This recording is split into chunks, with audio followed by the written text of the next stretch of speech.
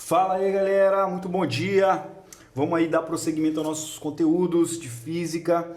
Nós estamos continuando a falar da mecânica, estamos dentro aí dessa subdivisão da mecânica chamada de dinâmica, beleza? Hoje o nosso objetivo é conversar sobre as energias da mecânica. Esse conteúdo aí vai estar na Física 3A, aula 5, página número 1. Você pode pegar seu livro para acompanhar essa aula.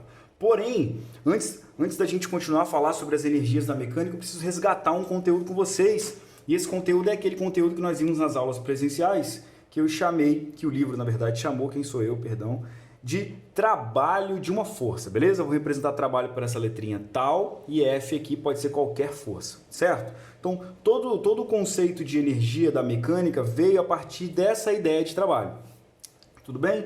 Então, o que nós vimos naquelas aulas lá? Que trabalho é energia. Ora, por quê? Porque energia, por definição, é a capacidade ou está associada à capacidade de realizar trabalho, beleza? Por isso que a gente vai entender que trabalho é energia. Quais são as características da energia? Olha só, característica importante. A energia não pode ser criada. Ela também não pode ser destruída. Ela pode ser apenas transformada. Então, o que eu entendo disso? Que existe já uma certa quantidade de energia no universo, e aí a energia, na verdade, transita de uma modalidade para outra modalidade. Como assim? Por exemplo, quando você liga o seu chuveiro elétrico, você está transformando a energia elétrica em energia térmica.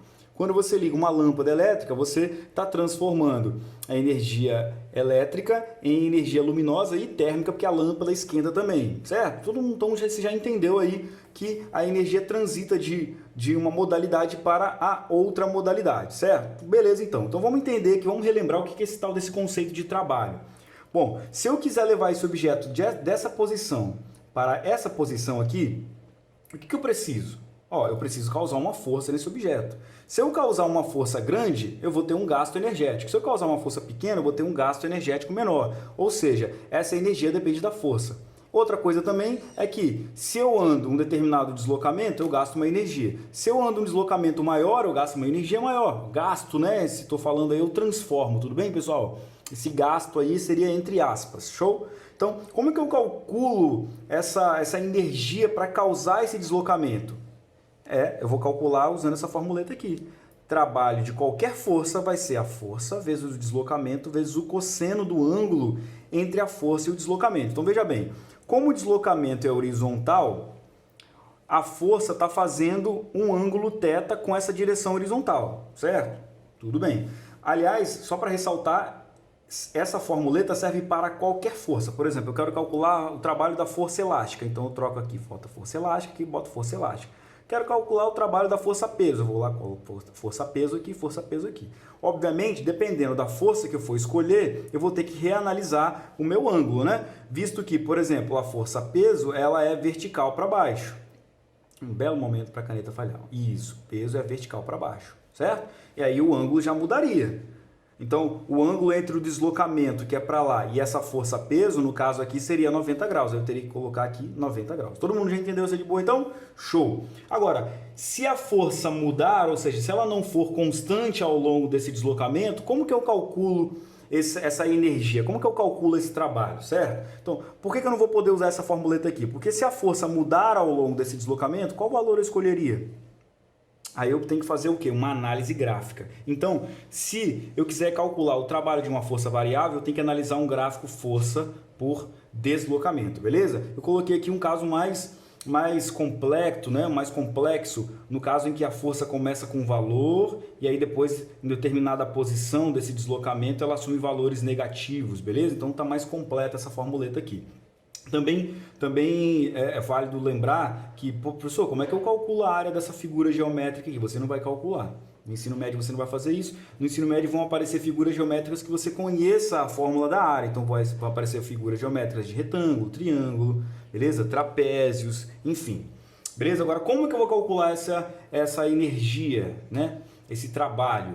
Então, o trabalho vai ser numericamente igual à diferença entre essas duas áreas. Ora, se eu não tiver o trabalho para forças negativas, aí, obviamente, essa área aqui não vai existir, esse termo não vai existir. Vou calcular só a parte de cima. E se eu tiver apenas analisando forças com valores negativos. Então eu vou fechar, né? Vou tampar essa partezinha, não vai existir essa área 1, vai ser apenas a área 2 e eu tenho que levar esse sinal, certo? Porque se a força é contrária ao deslocamento, ou seja, se ela é negativa enquanto o deslocamento é positivo, essa força aí retira a energia do sistema e esse sinal de menos aqui representa exatamente essa retirada de energia. Show? Beleza? O numericamente se refere ao número apenas, né? Claro, por isso que numericamente. Por que tem que ter esse numericamente aqui em cima? É um rigor matemático aí. Porque trabalho no Sistema Internacional de Unidades é calculado em Joule. E a área a gente sabe que é uma medida de comprimento elevado ao quadrado, né? Metro quadrado, centímetro quadrado. Então só o número que é igual, a unidade de medida não é. E já que nós falamos sobre a unidade de energia, existe uma outra unidade de energia, existem várias outras. Mas essa aqui a gente vê bastante porque a gente encontra isso nos rótulos dos alimentos, né? Que é essa aqui, caloria. Então, se eu precisar de transformar joule para caloria, o fator de conversão é 4,18. Alguns exercícios vão aproximar isso para 4,2 ou para 4, uma aproximação mais distante do valor real. Aí. Agora, uma outra coisa que eu preciso ressaltar para vocês é que não é de qualquer gráfico que eu extraio o valor do trabalho. Tem que ser um gráfico sempre força por deslocamento. Então, por exemplo, eu quero fazer a análise de trabalho num gráfico força por tempo. Se você calcular a área, você não vai estar calculando o trabalho ali, beleza, lindões? Você vai encontrar o valor de trabalho se o gráfico for força por deslocamento. Então, agora sim, nós vamos poder falar sobre as energias da mecânica. Então, as energias da mecânica existem em 3 modalidades diferentes. Tem 3 tipos de energia na mecânica. Então, a energia cinética, que está associada à velocidade, ou seja, ao movimento, aqui está a formulinha. A energia potencial gravitacional, que está associada à altura, está aqui a fórmula para calcular. E a energia potencial elástica, que está associada a deformações elásticas nos materiais, certo? Hoje, nosso objeto de estudo é falar sobre a energia cinética. Então, vamos lá falar sobre essa tal dessa energia cinética. Então, a energia cinética é a modalidade de energia que um corpo apresenta sempre que se encontrar em movimento em relação a um determinado referencial, certo? Então, eu tenho movimento, então eu tenho energia cinética em relação àquele referencial, é claro, né? Então, o que eu posso afirmar? Que a energia cinética depende do referencial escolhido. Claro, porque o movimento depende do referencial escolhido. Nesse momento agora, você pode achar que você está em repouso, certo? Quando você se compara com a sua cadeira. Agora, se você estiver sendo analisado de um ponto fora da Terra, você vai estar em movimento, porque a Terra está girando e você está girando junto com a Terra, certo? Então, o movimento depende do referencial. Nós já falamos sobre isso aí lá no início do ano, quando nós falamos dos fundamentos da mecânica. Uma outra coisa interessante é que a energia não pode ser armazenada. Se você não entender esse conceito agora, você tem um pouco de calma, que quando eu terminar de falar sobre os outros 2 tipos de energia, você vai entender porque que eu estou falando que a energia cinética não pode ser armazenada. Mas basicamente o entendimento é o seguinte: ora, se um corpo tem velocidade 0, ele já não tem mais essa energia. Beleza? Então essa aqui é uma maneira de calcular essa energia aí, que é essa energia cinética. Ela é o produto entre a massa e a velocidade instantânea ao quadrado, tudo isso está dividido por 2. Se você colocar a massa em quilograma e a velocidade em metros por segundo, você vai estar encontrando aí a energia cinética em joule, perdão aí o gerúndio, tá? Beleza, lindões?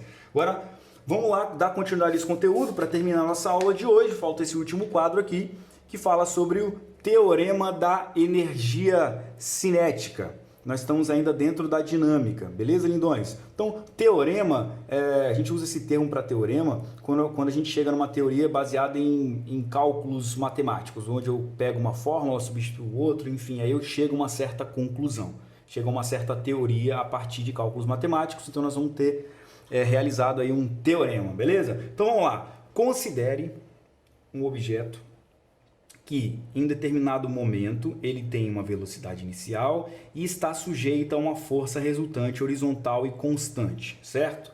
Aí, por conta dessa força e por conta da velocidade inicial, esse objeto sofre um determinado deslocamento e logo então em um tempo posterior ele possui uma nova velocidade e possui a mesma força, porque eu falei que ela era constante, certo? Ora, por que eu percebo que a velocidade aqui sofreu um aumento? Porque nós vimos pela segunda lei de Newton que força resultante era o produto entre a massa e a aceleração.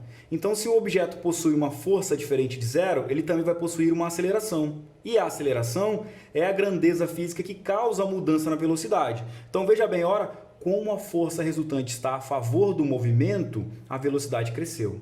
Se a força resultante estivesse contrária ao movimento, a velocidade teria diminuindo. Beleza, lindões? Então, vamos lá, então, entender o tal desse teorema aí. Então, vamos fazer algumas considerações iniciais.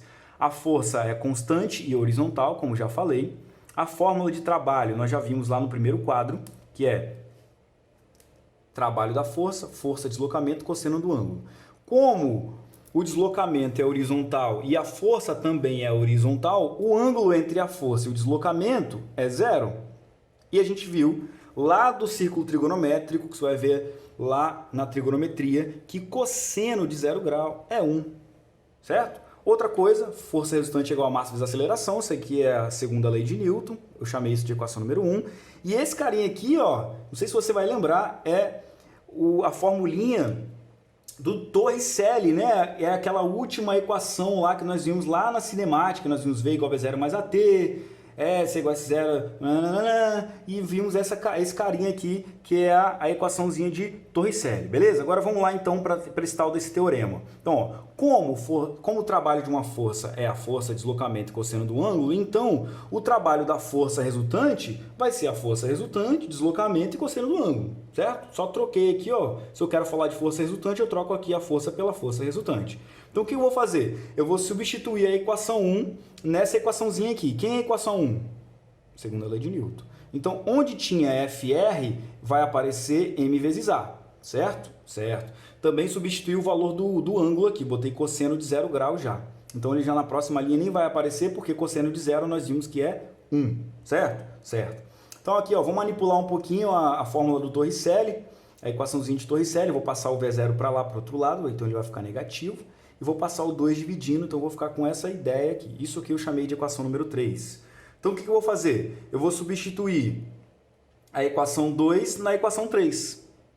Na verdade, eu vou substituir a equação 3 na equação 2. Vamos lá, olha só como é que vai ficar. Então, a equação 2 era essa. Quem é A vezes D? Ora, A vezes D é isso. Então, onde tinha A vezes D, eu coloquei V ao quadrado menos V0 ao quadrado sobre 2. Aí eu entro com a massa aqui dentro e eu tenho essa equaçãozinha, que hoje nós vamos chamar de teorema da energia cinética. Agora, olha só, por que o nome é teorema da energia cinética? Olha aqui, isso aqui não é a energia cinética, só que é energia cinética para a velocidade final. E essa daqui é a energia cinética para a velocidade inicial. E aqui eu tenho uma diferença, ou seja, o trabalho da força resultante causa uma variação na energia cinética do objeto em questão. Então nós vamos escrever a equaçãozinha assim. Porém, matematicamente nós vamos usá-la sempre aberta, tá, pessoal? Isso aqui é só para a gente chegar nessa conclusão, ou seja, que o trabalho da força resultante, ou seja, a energia doada ou retirada pela força resultante, causa uma mudança na energia cinética do objeto. E isso é o que nós chamamos de teorema da energia cinética. Lindões, chegou a hora de você trabalhar agora. Pega essa lista de exercícios que eu passei nessa atividade e manda ver as suas dúvidas. Você vai tirar nas aulas online ou via e-mail, ao momento que você preferir aí. Tamo junto, qualquer coisa é só chamar.